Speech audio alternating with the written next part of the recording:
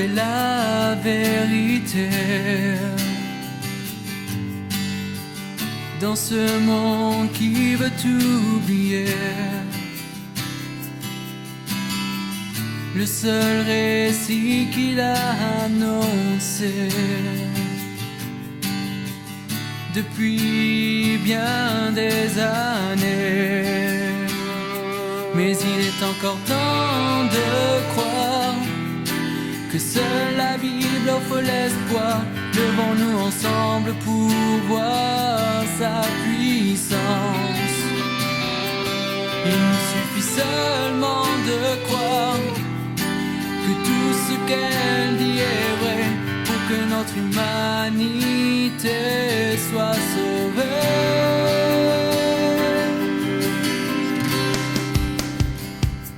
Car elle seule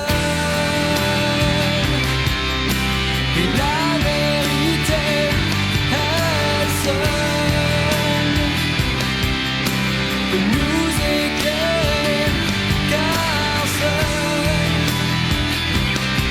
celui qui l'a inspiré peut vraiment nous libérer.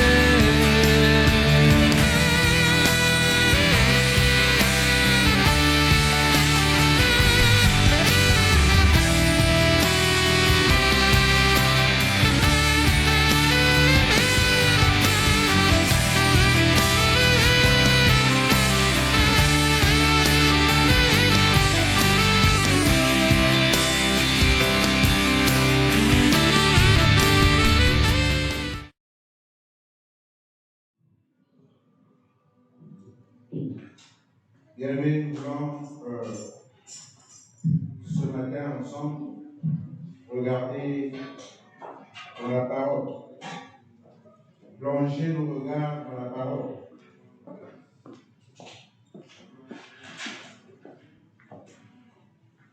Nous resterons essentiellement ce matin dans l'évangile de Matthieu.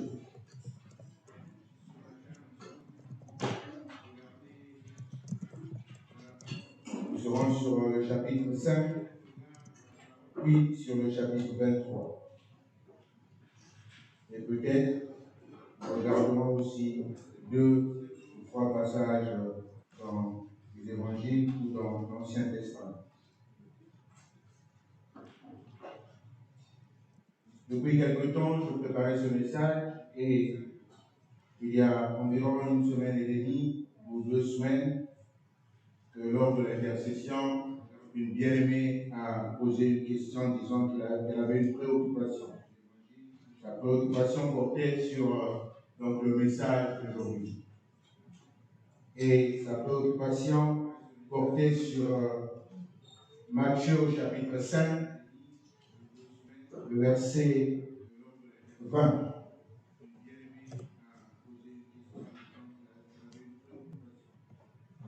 Et mon message aussi que je préparais pour ce jour portait donc sur Matthieu au chapitre 5, verset 20. Si nous pouvons prendre à partir du verset 17, afin que nous puissions avoir le fil de l'idée et que nous tombions sur le verset 20.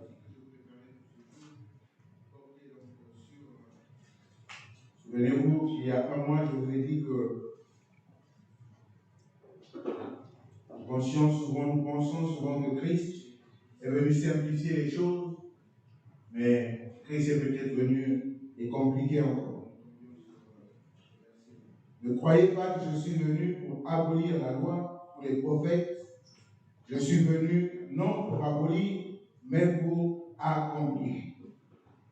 Car je vous le dis en vérité, tant que le ciel et la terre ne passeront point, il ne disparaîtra pas de la loi un seul iota et un seul trait de lettre, jusqu'à ce que tout soit arrivé.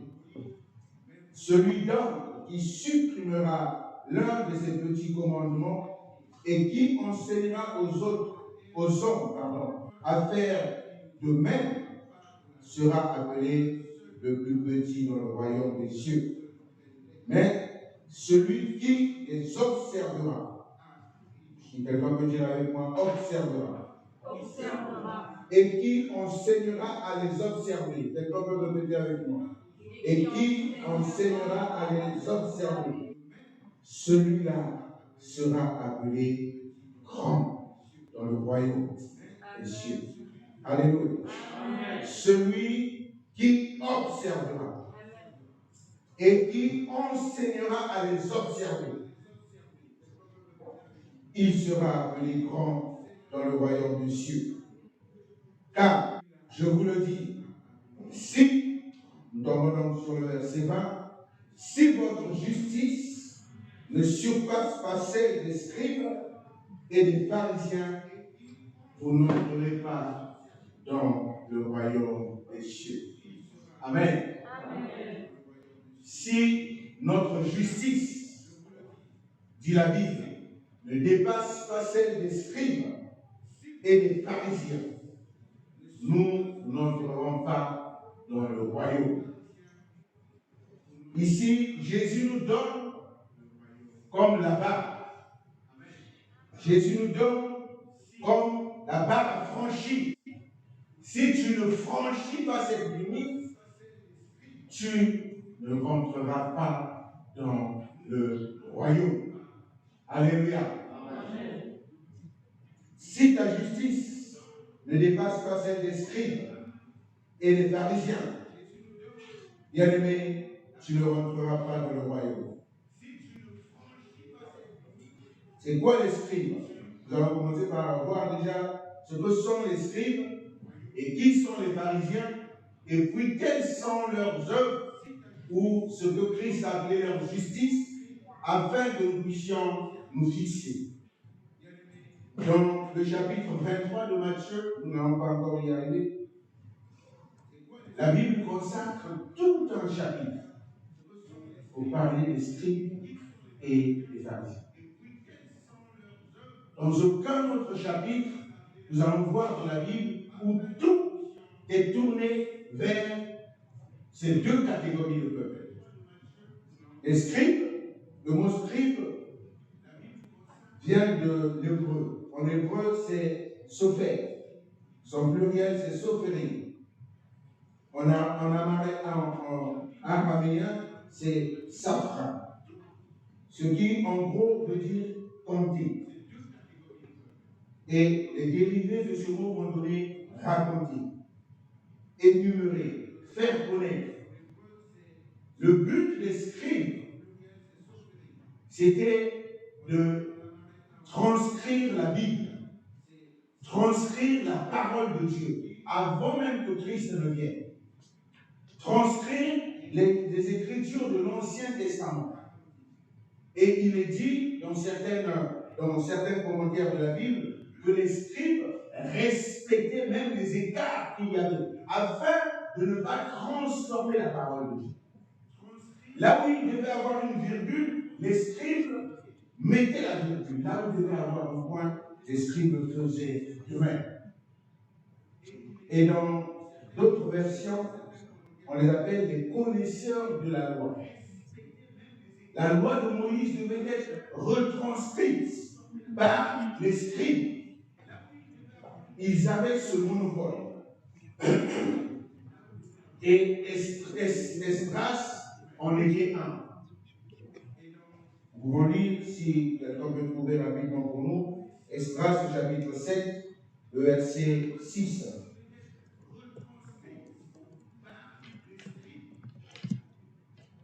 Esdras.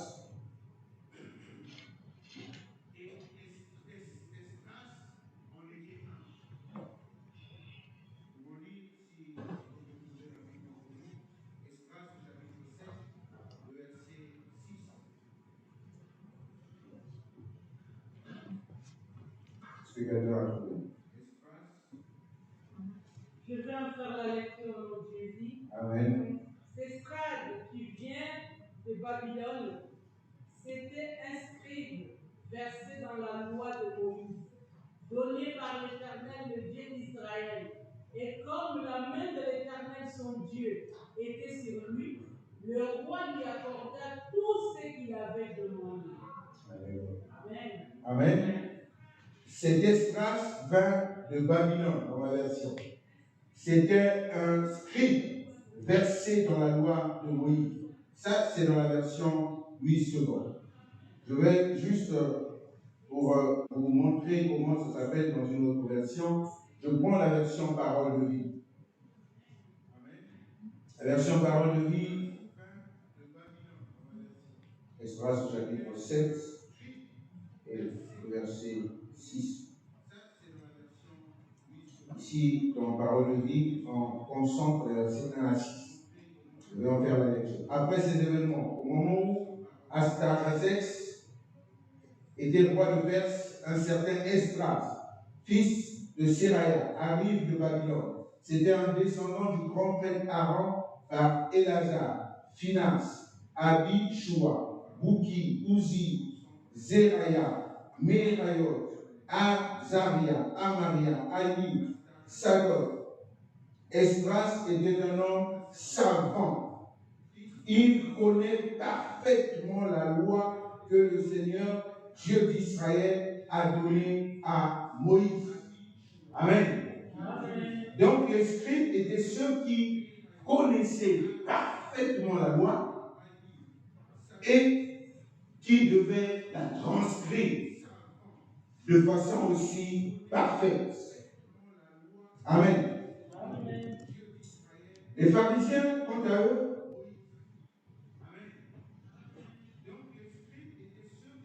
ce mot tire ses origines du grec. Et ça signifie distinguer. Ça signifie séparer. Ça signifie mise à part. Quand on parle de mise à part, ça nous envoie directement dans une référence dans le Nouveau Testament, dans les Actes. Alors qu'ils étaient en train de prier, dit la Bible, l'Esprit dit, mettez-moi à part Paul et Silas. Les pharisiens étaient au départ mis à part.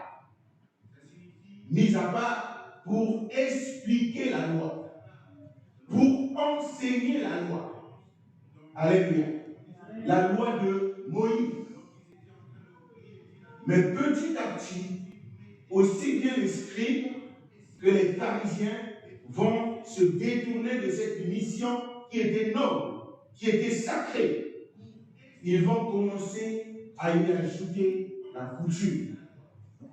Ne sera plus seulement prise en compte la parole de Dieu, mais il y aura aussi la coutume qui va être écrite, pas dans les textes de la Bible, mais la coutume va être écrite pour qu'elle soit respectée.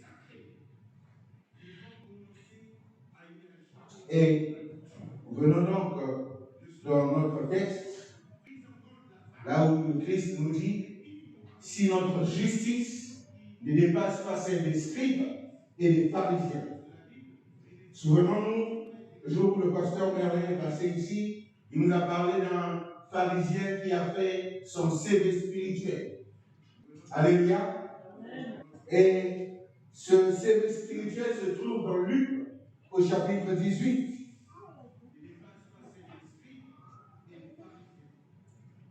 Il dit encore cette parabole. En vue de certaines personnes se persuadaient qu'elles étaient juives et ne faisant aucun cas des autres. Deux hommes montèrent au temple pour prier. L'un était pharisien, l'autre était publicain. Les publicains sont les collecteurs d'impôts. Et vous savez, quand on travaille avec l'argent, la tentation est facile d'y toucher. Alors, la Bible dit, le pharisien, debout, priait ainsi en lui-même. Alléluia. Nous voyons donc les œuvres des pharisiens que Christ nous demande ce matin de dépasser. Si nous ne dépassons pas ces œuvres, aussi bien les scribes que les pharisiens, nous n'entrerons pas dans le royaume, dit la parole de Dieu. La Bible dit, le pharisien debout faisait quoi? Il priait. Donc les pharisiens priaient. Amen. La Bible continue. Il dit, le pharisien, oh Dieu, je te rends grâce de ce que je ne suis pas comme les autres hommes, qui sont ravisseurs, qui sont injustes, adultères, ou même comme ce public. Je jeûne 2 fois dans la semaine. Alléluia. Il fait quoi? Il jeûne 2 fois dans la semaine.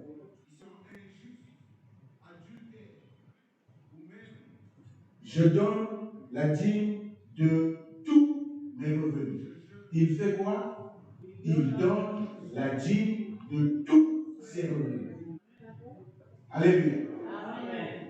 Voilà comment, au-delà du caractère, au thème de cette prière, nous allons revenir sur ce que Christ va dire de la prière dans Matthieu 6, le caractère de la prière. Mais cet homme nous dit ce que faisaient les pharisiens. Les pharisiens se mettaient debout, prier au vu et au su de tout le monde. Ok, mais ils priaient. Dans sa prière, il était quand même orgueilleux, en disant, je ne suis pas comme les autres. Et nous aussi, parfois, nous nous comparons aux autres. Lorsque nous entendons qu'un bien-aimé est tombé dans le péché, et pour nous, le péché le plus grave, c'est le péché qui a un contexte sexuel.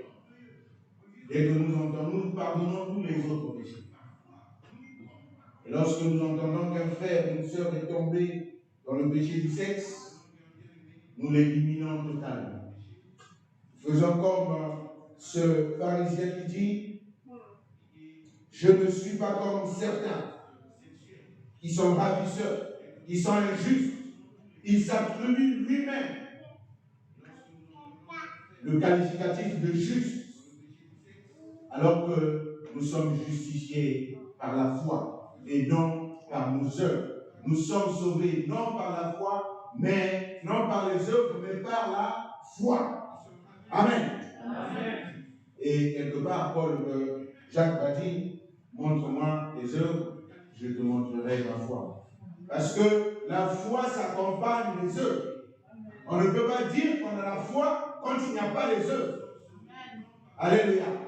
Mais ça ne veut pas dire que ce sont des œuvres qui vont te sauver. Amen. Amen. Nous sommes sauvés par le moyen de la grâce. Je ne suis pas comme ces ravisseurs. Je ne suis pas comme ces injustes, comme ces adultères, ou même comme ce publicain. Dans le lieu de la prière, il est en train de se combattre. Mais ce qui est bien, c'est qu'il prie. Et il donne son CV. Je jeûne 2 fois la semaine. Alléluia. Combien de fois jeûnons-nous? Combien de fois prions-nous? Amen. Je donne la dîme de tous les revenus. Est-ce que c'est notre cas? Si nous revenons dans Matthieu chapitre 6, la Bible dit que toutes ces choses que les pharisiens faisaient doivent avoir un caractère. Ce caractère, c'est le caractère secret. Amen. Amen. Que lorsque nous prions, nous devons prier dans le secret. Parce que celui qui écoute, écoute dans le secret. Que lorsque nous donnons, que la main gauche ne sache pas ce que la main droite a donné. Alléluia. Amen. Ça, c'est ce que dit la parole. La parole dit encore que lorsque nous jeûnons, nous ne devons pas avoir un air triste, afin que tout le monde constate que nous jeûnons. Je me souviens, il y a quelques jours, on avait reçu je crois que c'était un pasteur, alors qu'on était en train de faire des travaux, et quand il était l'heure de manger, il a essayé de nous faire comprendre par d'autres mots qu'il était en train de dîner, on ne comprenait pas. Il était obligé de le dire pour qu'on le laisse tranquille. Amen. Il n'a pas pour autant brisé le caractère secret du jeune. Ce que Dieu te dit ce matin, c'est que tu dois faire plus que les pharisiens. Dieu nous dit que nous ne devons pas rejeter tout ce que les pharisiens faisaient. Dieu dit, les pharisiens, dans leur CV spirituel, ils jeûnaient, ils priaient, ils donnaient énergie. Et nous devons faire plus que avec le caractère secret. Alléluia. Donc, bien aimé, si ta justice ne dépasse pas celle des scribes et des pharisiens, si tu es déjà au-dessous de ce que faisaient les pharisiens, tu es loin de la barre. Amen. Amen. C'est vrai, ça semble être contradictoire en disant que nous sommes sauvés par grâce, par le moyen de la foi. Mais comme je vous l'ai dit, la foi est toujours accompagnée des œuvres. Une foi sans œuvre est une foi morte. Amen. Amen. Et dans Matthieu au chapitre 23, comme je vous l'ai dit, il y a aussi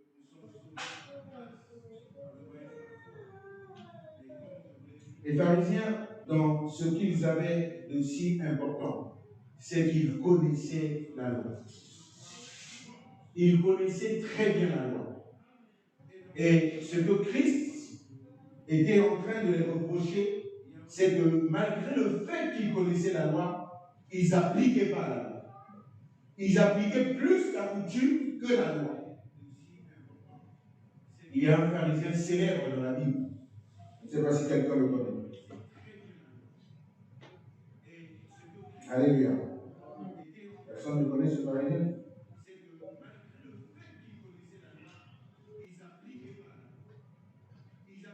Nous le voyons dans Actes au chapitre 26.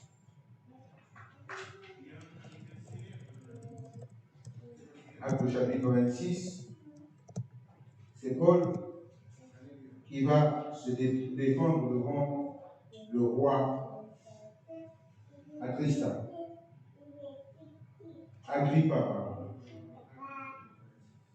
Alors, je me retrouve dans Actes au chapitre 26.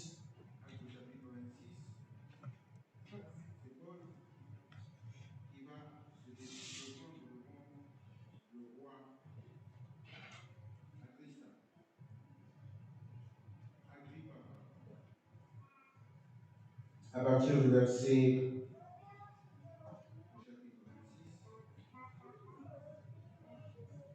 Maintenant, à partir du verset 1. Agrippa dit à Paul, il t'est permis de parler pour ta défense.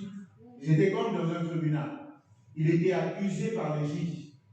Et comme dans tout bon tribunal, on ne peut pas t'accuser sans pour autant te donner la parole. Le roi Agrippa donna la parole à Paul. Et, alléluia. Et Paul, ayant étendu la main, se justifia en ces termes.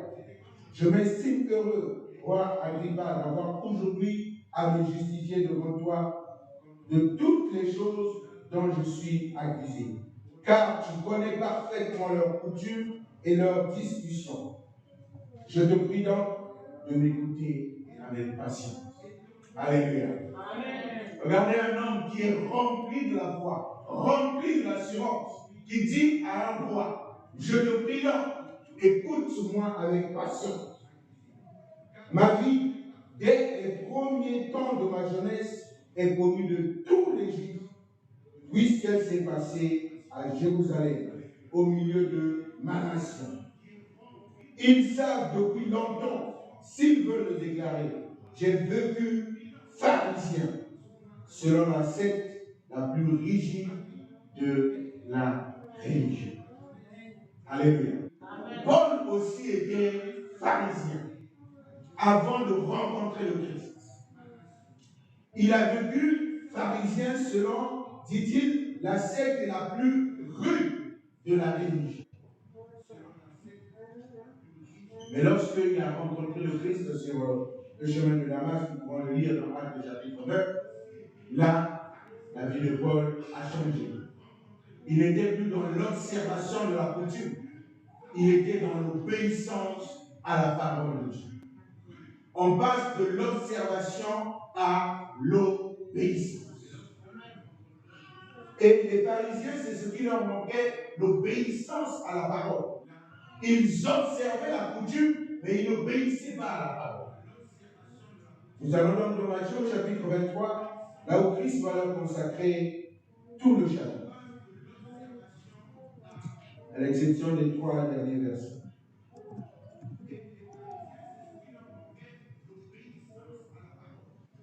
Les scribes et les pharisiens sont assis dans la chair de Moïse. Cette expression, nous l'avons retrouvée lorsque nous avons lu le passage des Stars. Ça veut dire qu'ils sont plongés dans les Écritures, qu'ils ont une connaissance des Écritures. Et Christ dit, Christ ne nous dit pas de les rejeter totalement. Christ dit, faites donc et observez ce qu'il vous dit. Alléluia.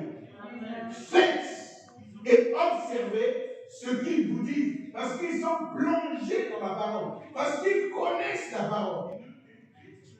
Faites et observez ce qu'il vous dit. Mais n'agissez pas selon leur œuvre. Alléluia. Amen. Et beaucoup aussi aujourd'hui disent, faites ce que je vous demande de faire, ne faites pas ce que je veux. Non, ce n'est pas l'évangile. Amen. Amen. Paul dira dans 1 Corinthiens, Paul va dire que il ne veut pas qu'après avoir enseigné plusieurs, que lui-même soit rejeté. Alléluia. Donc tu ne peux pas soutenir cette parole en disant faites ce que je vous demande de faire, mais ne faites pas ce que je fais. Parce que avant que je ne prêche la parole, elle m'est prêchée à moi-même. Je dois moi-même être dans l'obéissance avant de venir et de vous demander d'être dans l'obéissance. Je dois être moi-même dans la suite de Christ afin que je vous dise suivez Christ comme moi je suis le Seigneur. Alléluia. Faites donc et observez tout ce qu'il vous dit. Car ils disent et ne font pas. Ils lient les paroles présentes et les mettent sur les épaules des hommes, mais ils ne veulent pas les remuer du doigt. Ils font toute leur action pour être vus des hommes. Ainsi, ils portent des larges phylactères et ils ont des langues franches à leurs vêtements. Ils aiment la première place dans les festins et les premiers sièges dans les synagogues. Ils aiment à être salués dans les places publiques et à être appelés par des hommes rabbis, maîtres. Mais vous, ne vous faites pas appeler rabbi, car un seul est votre maître, et vous êtes tous des frères. Alléluia. Amen. C'est pourquoi dans l'assemblée, on s'appelle frère, on s'appelle sœur. Et par respect, on appelle certaines personnes mères. Et d'autres encore papa, comme généralement nous appelons papa pasteur. Mais c'est parce que nous considérons dans ces paroles. Mais cela aussi est fait pour nous ramener à ce que le pasteur est en train de développer ces jours-ci, à l'humilité. Alléluia. Parce que là, la Bible nous dit qu'ils aiment les premières places. Ils font déjà charger les autres des fardeaux, des obligations que eux-mêmes ne respectent pas. C'est ainsi que faisaient les scribes et les pharisiens. Ils aimaient les premières places, ils aimaient être vus. Mais Christ nous demande de revêtir le caractère secret. Bien aimé, vous savez comment un fruit n'est pas encore mûr, il a généralement la couleur des feuilles qui l'entourent. Parce qu'il veut aller à la maturité. Il se cache dans ses feuilles. Et lorsque le fruit commence à avoir une couleur différente, il est déjà commence à être envié par les personnes qui passent à côté. Et si ces personnes ne sont pas patientes, le fruit n'arrivera même pas à maturité, il sera déjà cueilli. Dieu nous appelle ici à l'humilité, de ne pas rechercher les premières places, mais d'être humble, de considérer les autres comme étant supérieurs à nous. Alléluia.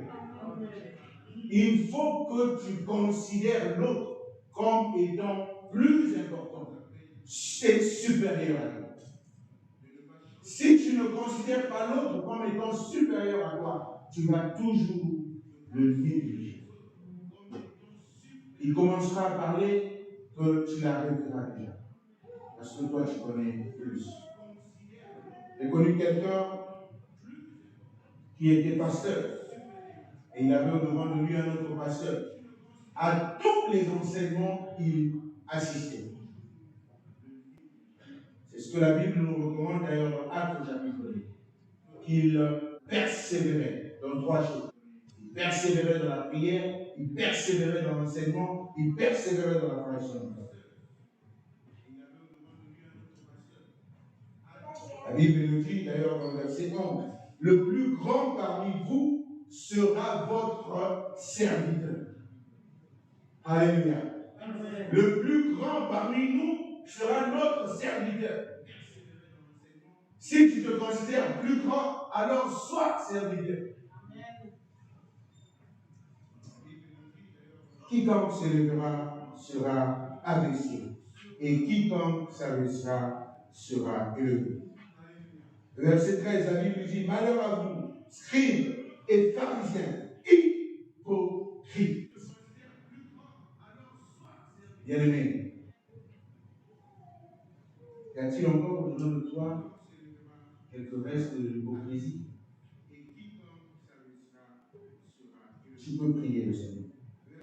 Tu peux demander à Dieu que ce qui reste au-dedans de moi comme hypocrisie, je te prie, Seigneur, je t'ouvre les portes de mon cœur, entre et enlève cette hypocrisie.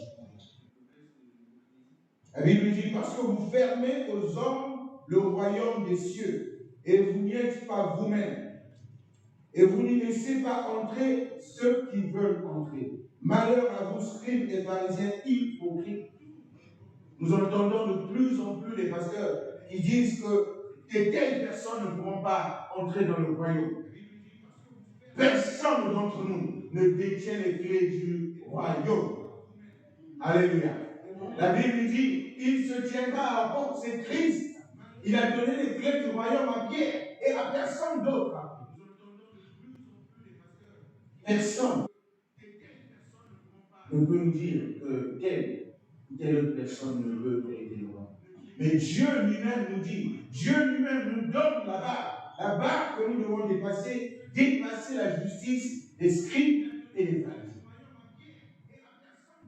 Malheur à vous, scribes et pharisiens hypocrites, parce que vous dévorez les maisons des vœux et vous faites pour l'apparence des longues prières. À cause de cela, vous serez jugés plus sévères. Alléluia.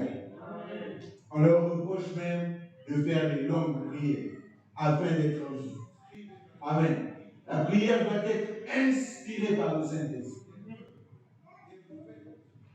Il n'est pas interdit dans la prière de se taire. Il n'est pas interdit dans la prière de se taire. Alléluia. D'ailleurs, Moïse, lorsqu'il est allé devant Dieu, ce n'est pas Moïse qui a commencé par parler. C'est Dieu qui a commencé par parler. Parfois, le silence est bon aussi dans la prière. Quand il n'y a rien au-dedans de ton cœur qui ressort comme de la prière, il n'est pas interdit de te taire et de recevoir. Selon la Bible, la prière édifie les autres. La Bible dit, celui qui prie en langue s'édifie lui-même. Ça veut dire que celui qui ne prie pas en langue édifie l'assemblée. Donc lorsque nous sommes en assemblée, la prière de l'autre peut m'édifier. S'il n'y a au-delà de moi aucune prière qui monte, je peux me dire. Quelqu'un a dit même en silence alors. Malheur à vous, scribes et pharisiens, parce que vous courez vers la mer et la terre pour faire du prosélyte. Et quand il est devenu, vous en faites un fils de la GN, deux fois plus que nous. On peut le dire autrement. Nous allons évangéliser. Nous voulons que l'église soit remplie. Et lorsque les gens arrivent dans l'église, nous en faisons des païens. Parce que nous-mêmes ne sommes pas affranchis. Parce que nous-mêmes ne sommes pas du sel. Où nous étions sel et nous avons perdu de notre saveur. Ceux qui viennent goûtent, mais il n'y a pas de saveur. Notre vie chrétienne a perdu de sa saveur. La Bible dit, vous êtes le sel de la terre et la lumière. Avec quoi va-t-on donc rendre la saveur si le sel a perdu de sa saveur? Si la lumière est mise sous la table, sous le chandelier, à quoi sert cette lumière? Bien-aimé, ton Dieu veut que tu brilles. Tu es la lumière. Ton Dieu veut que tu sois au devant et que tu éclaires ceux qui vont venir dans l'assemblée. La Bible dit de toujours dans Actes au chapitre 2 que le Seigneur ajoutait chaque jour à l'église ceux qui sont sauvés. Alléluia. Ils sont sauvés par qui? Ils sont sauvés par Dieu. Et Dieu les ajoute dans l'assemblée pour qu'ils puissent croire. Et parfois, nous devons nous poser la question. Est-ce que nous sommes une bonne terre au point où Dieu peut ajouter les membres dans l'assemblée et que ces membres vont croire? S'ils sont sauvés par le prix de Jésus-Christ qui est mort à la croix, Dieu ne va pas s'amuser de venir les mettre dans un lieu où ils vont étouffer et mourir. Parce qu'il est jaloux de ce qu'il a sauvé. Alléluia. Ils étaient dans la Bible dit, quand il y a une âme qui est sauvée, il y a une fête dans le ciel. Et donc il y a une fête dans le ciel. Et Dieu qui connaît toutes choses va venir les placer au milieu de ceux qui ne croient plus au Seigneur. Vous pensez que Dieu peut faire des choses ainsi? Nous devons réviser, nous devons nous revoir nous-mêmes. Est-ce que nous sommes encore une église qui est capable de recevoir ceux qui sont sauvés? Ou sommes-nous, comme le dira le Seigneur après, des tombeaux blanchis? Nous venons à l'église, nous nous faisons appeler les chrétiens, mais lorsqu'on creuse, il n'y a rien de chrétienté. Bien aimé, un exercice que je vais nous donner à nous tous. C'est devant l'épreuve qu'on se remet. Alléluia. C'est devant l'épreuve que tu sais qui tu es. Alléluia. Ce n'est pas quand tout va bien. C'est là où tu es le meilleur chrétien. La Bible nous dit que Jean-Baptiste, quand il a vu Christ arriver, il a dit qu'il n'était pas capable de délier ses lacets. Il a rendu un témoignage de Christ en disant, voici celui qui devait venir. Lui, il va baptiser non avec de l'eau, mais avec le feu. Le même Jean-Baptiste, lorsqu'il était dans la prison, il va demander à ses disciples, allez demander à Jésus, est-ce que c'est réellement lui qui le révèle? L'épreuve révèle la vraie identité de la personne. L'épreuve, lorsque tu es devant une difficulté, comment tu réagis? C'est ça qui tu es. Quand tu réagis par l'insulte, dès que tu es en colère, en réalité, au-delà de toi, siège l'insulte. Comment réagis-tu au milieu de l'épreuve? Alléluia. Au milieu de l'épreuve, Pierre a dit, si c'est toi, ordonne que je marche. Dieu a ordonné. Alléluia. Pierre saisi de cette parole, a commencé à marcher. Mais le naturel, le vrai Pierre l'a rattrapé. Il a commencé à se voir au milieu des autres. Il est impossible que moi, Pierre, de ce que je suis, que je marche au milieu des autres. L'épreuve révèle ta vraie identité, ton vrai caractère. Qui es-tu réellement? Regarde comment tu agis dans l'épreuve. Alléluia.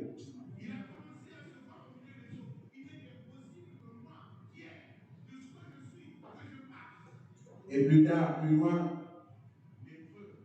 il écrira encore le conducteur aveugle qui vont préférer qu'on ne jure pas sur l'or, qu'on jure sur l'or, mais pas sur le temple. Et Christ va leur dire, mais qu'est-ce qui est plus important? Est-ce que c'est l'or qui est dans le temple ou le temple en lui-même? Et ça, c'est la coutume qui commençait à rentrer. Nous aussi, nous sommes de plusieurs origines au milieu de nous. Si nous laissons la coutume prendre de la place, il nous sera difficile de marcher ensemble. Amen. Quelqu'un dira que moi, dans l'assemblée où je viens, ça se faisait comme ça. Un autre dira ça se faisait plutôt de l'autre façon. Mais l'unique référence que nous devons avoir tous, ce n'est aucune coutume, mais c'est la parole de Dieu. Car la Bible dit, il soutient toutes choses par sa parole vivante. Malheur à vous, scribes, le verset 23, et pharisiens hypocrites, parce que vous payez la dîme de l'amande, de la nègre et du cumin, et vous laissez ce qui est plus important dans la loi, la justice, la miséricorde, la fidélité. Alléluia. Amen. Amen. Amen. Amen. Il ne te sert à rien de donner la dîme lorsque tu n'es pas obéissant. Je vais le dire ça autrement en prenant un verset biblique. L'obéissance vaut mieux que le sacrifice. Dieu ne refuse pas le sacrifice. Dieu ne te dit pas, non, même pas la dîme.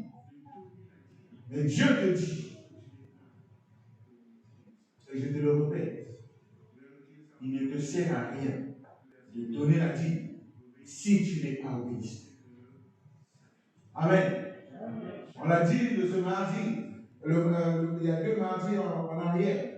Il ne te sert à rien de dormir par terre pour jeûner et prier si tu n'es pas obéissant. Il ne te sert à rien. Il ne te sert à rien de jeûner si tu n'es pas obéissant. L'obéissance, le jeûne, c'est le sacrifice. La dîme, c'est rentre dans la partie sacrifice. Tu dois être obéissant.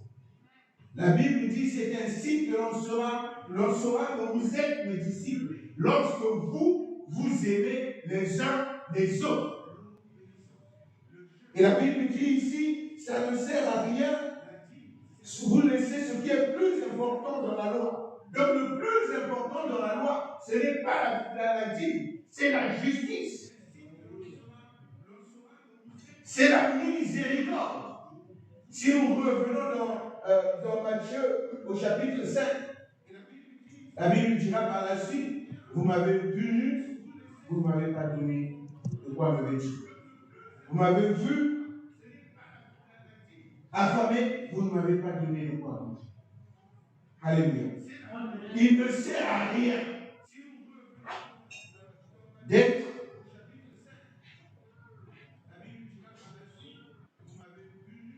dans le sacrifice quand on n'est pas obéissant. Amen. Lorsque tu emmèneras ta dîme, malgré le fait que tu n'es pas obéissant, nous n'allons pas la rejeter. Parce que nous ne savons pas si tu es obéissant. Nous allons la prendre. Parce qu'elle nous sert pour payer le loyer. Elle nous sert pour payer l'électricité, le chauffage, pour payer le crédit de ces lieux. Amen. Mais devant Dieu, la dîme ne va pas produire les conséquences que la Bible nous cite dans Malachie au chapitre 3. La Bible dit, vous verrez si je ne vais pas ouvrir les églises des cieux. Amen. Amen. La Bible dit, mettez-moi de la sorte en épreuve. Amen. Ça ne veut pas dire que je suis désobéissant. Mais je viens quand même mettre Dieu à l'épreuve. Amen. Amen. Je nous demande, premièrement, la justice qui s'obtient dans l'obéissance, dans la fidélité. La Bible dit, donc je reviens à notre texte, c'est là ce qu'il fallait pratiquer sans négliger les autres choses. Alléluia.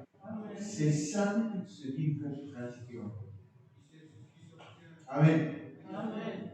Je reviens donc sur le CV de ce pharisien.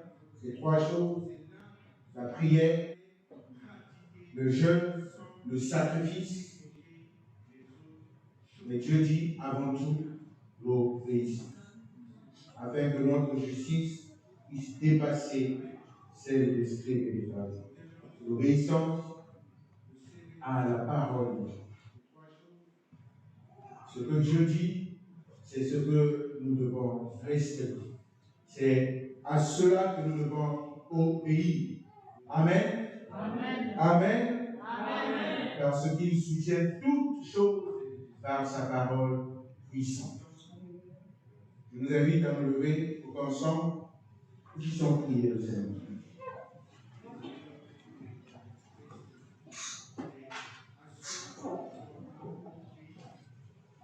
Je me répète encore.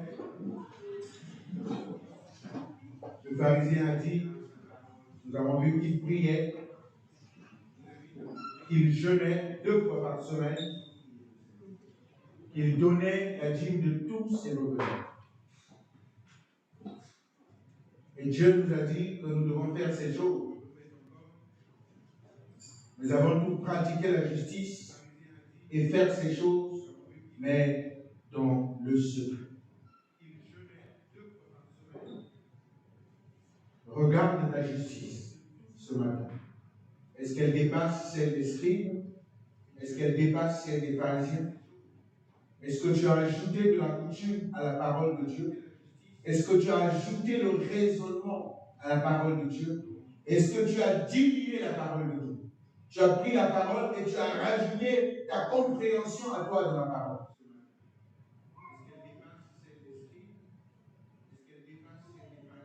Dans le chapitre 5, la Bible dit que les cieux et la terre passeront, mais il ne passera aucun iota de ces paroles.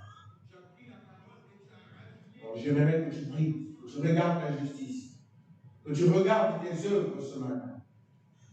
Regarde tes œuvres. Est-ce que tu pries encore? Est-ce que tu jeûnes encore? Est-ce que tu donnes ta dîme? Et avant tout cela, est-ce que tu es obéissant à la parole de Dieu?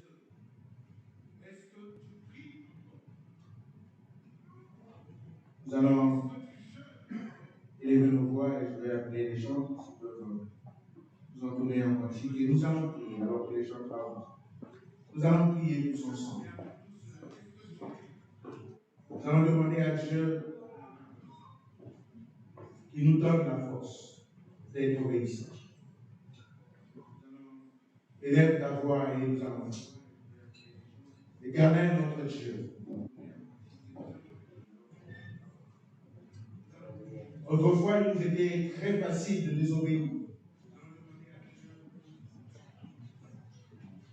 Fut un temps, lorsque nous t'avons reçu, Seigneur de gloire,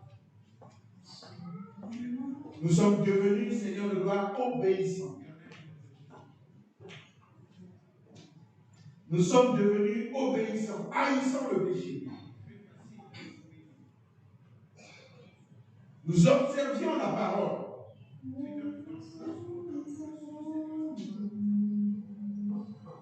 Mais aujourd'hui, Seigneur de gloire, nous sommes repartis vers ce que nous avons haï au fond. Nous te prions, Seigneur de gloire, ce matin, pour notre justice. Donne à notre justice, Seigneur de gloire. Donne à nos œuvres, éternel mon Dieu, à être obéissantes par rapport à ta parole. Nous ne voulons pas vivre comme, éternel mon Dieu, les rebelles. Mais nous voulons être des enfants obéissants. Apprends-nous, Seigneur de gloire, à obéir. Apprends-nous à obéir, Seigneur. Apprends à l'Église à obéir. Que chacun de nous ce matin, aussi bien ceux qui sont en présentiel, que ceux qui nous suivent, Seigneur de gloire, sur éternel mon Dieu, la voie numérique, que tous, Seigneur, nous puissions réaliser, éternel mon Dieu, notre identité. Quelle est mon identité spirituelle? Qui suis-je? Réponds, Seigneur de gloire. Ouvre nos yeux. Ouvre nos yeux.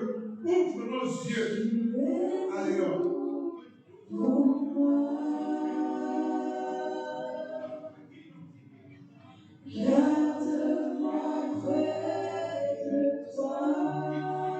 Bien-aimé, j'aimerais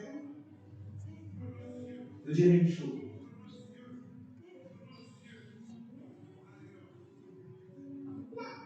Les mêmes pharisiens sont arrivés devant Christ. Christ va leur dire que l'homme est esclave de ce qui domine sur lui. Et les pharisiens vont dire, nous n'avons jamais été esclaves de personne. Tu peux avoir une mauvaise image de toi-même, te disant que tu es affranchi, te disant que tu es chrétien, que tu es chrétienne. Mais tu sais, tu fais mine d'oublier qui tu es réellement pour te faire bonne figure en disant que je suis né de nous. Les pharisiens avaient oublié que leur ancêtre, qui pendant 40 ans, pendant 400 ans, esclaves, ils vont dire nous n'avons jamais été esclaves de personne. Peut-être que tu es esclave du péché et tu ne veux pas l'accepter. J'aimerais que tu n'aies pas une mauvaise image de toi-même. Alors pose la question à Dieu. Qui suis-je réellement? Suis-je ton enfant? La Bible dit, tous ceux qui sont conduits par l'Esprit de Dieu sont appelés enfants de Dieu. Suis-je conduit par ton esprit? Pour que je puisse me targuer, pour que je puisse dire que je suis enfant de Dieu. La Bible dit à tous ceux qui ont reçu la parole, à tous ceux qui ont cru en la parole, il leur est donné le pouvoir de devenir enfant de Dieu. Ceux qui ne vivent plus selon la volonté de la chair. Est-ce que tu vis encore selon la volonté de la chair? Est-ce que c'est le Saint-Esprit qui te guide? N'aie pas une mauvaise image de toi-même.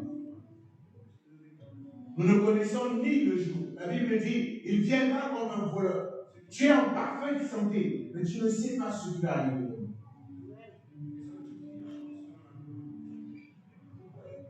celui qui a été déclaré malade, et à qui on a donné qu'un peu de jours, il lui reste à vivre, vivra peut-être plus longtemps que toi et moi, qui nous proclamons en bonne santé. J'aimerais te prier ce matin que tu n'aies pas une mauvaise image de toi-même. La question que tu dois te poser, qui suis-je dans le Seigneur? Qui es-tu dans le Seigneur?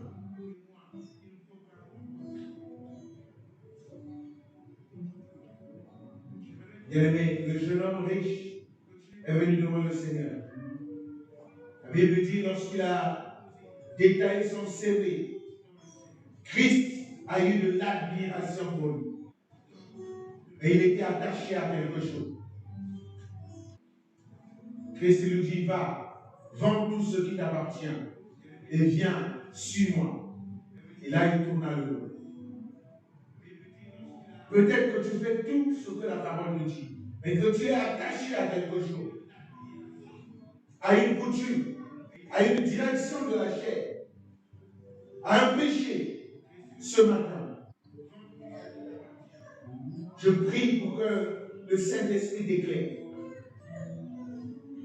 afin que ta vraie identité se révèle, non point aux yeux des hommes, mais au-delà de toi-même. Que tu poses la question à Dieu ce matin, qui suis-je spirituellement? Peut-être que tu es mort spirituellement. Tu n'entends plus la voix du Seigneur. Tu n'as plus aucune sensation de l'esprit. Tu n'as aucune œuvre de la foi. La Bible te dit ce matin, réveille-toi, toi qui dors. Lève-toi d'entre les morts. Et Christ va t'éclairer. Nous voulons prier tous ensemble. Nous voulons juste dire au Seigneur, Seigneur, dis-moi qui je suis. Demande à Dieu de te dire qui tu es.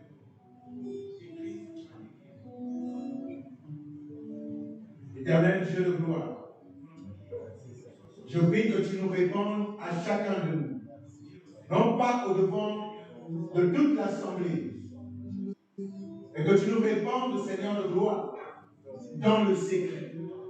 Qui sommes-nous? Qui suis-je, Seigneur de gloire? Qui est mon bien-aimé? Qui est ma bien-aimée, Seigneur de gloire, par rapport à ta parole? Montre à chacun de nous qui nous sommes. Comment sommes-nous positionnés par rapport à ta parole? Sommes-nous des enfants de Dieu, conduits par l'Esprit, ou, Seigneur de gloire, nous faisons une division, nous disons enfants de Dieu, alors que nous ne sommes pas conduits par l'Esprit, Seigneur. Nous nous disons enfants de Dieu, aucun caractère de notre Père que nous donnons de nous. Nous nous disons nés de nouveau, mais rien en nous, Seigneur de gloire, ne montre que nous sommes nés de nouveau. Nous nous disons nés de nouveau, mais les choses anciennes sont encore ancrées et éternellement te présentent dans les vies. Nous te prions ce matin. Montre à chacun de nous comment il est positionné par rapport à la parole. Comment il se tient par rapport à la parole. Alléluia. Merci Seigneur pour ce temps que tu nous as permis de plonger nos regards dans la parole. Donne à notre justice dans les jours, dans les mois, dans les semaines à venir, de dépasser celle des scribes et des pharisiens. Et que nous puissions maintenir, Seigneur de gloire, notre justice, afin que lorsque tu viendras, que nous soyons avec toi dans la félicité éternelle. Comme Paul l'avait dit, Seigneur de gloire, il combat, Seigneur de gloire. Il court comme un athlète, enseignant les autres. Mais nous ne voulons pas que lui-même puisse éternellement, mon Dieu, se perdre au dernier jour. Ainsi, il traite durement son corps. Donne-nous, Seigneur de gloire, comme des athlètes, à traiter durement notre corps, afin que nous soyons couronnés. Telle a été notre prière ce matin. Dans le nom de Jésus, nous avons ainsi prié. Amen.